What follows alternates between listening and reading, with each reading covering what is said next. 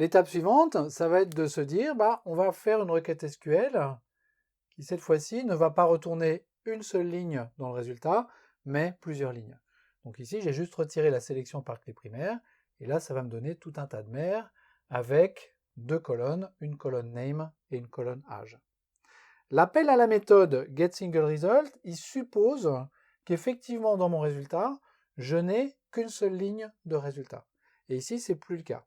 Donc si j'appelle getSingleResult avec cette requête, j'ai une exception qui va être générée. Donc cette méthode-là, il ne faut pas l'appeler. Et cette exception va tout simplement me dire, là tu me demandes de te donner le résultat unique de la requête, et cette requête, en fait, elle a tout un tas de résultats. J'ai une autre méthode sur l'objet query,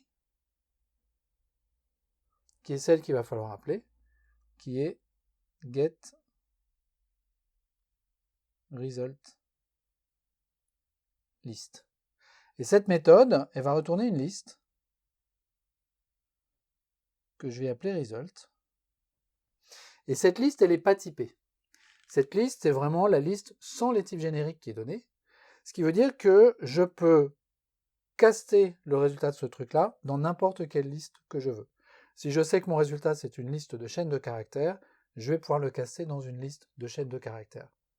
Ici, c'est un résultat qui est composite, c'est-à-dire que j'ai deux colonnes sélectionnées, donc je vais avoir chaque ligne encodée sur un tableau d'objets. Le premier élément de l'objet étant une chaîne de caractères, et le deuxième étant un entier avec l'âge. Donc en fait, le vrai type de cette liste, ça va être une liste de tableaux d'objets. Et donc je pourrais faire le cast vers cette liste-là.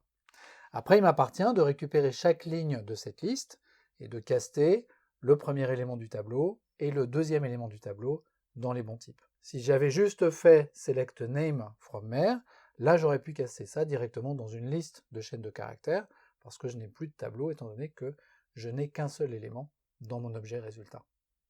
Donc voilà comment on peut s'y prendre pour gérer de façon basique les requêtes natives, celles qui retournent plusieurs lignes et celles qui n'en retournent qu'une, et celles qui retournent un élément par ligne ou plusieurs éléments par ligne.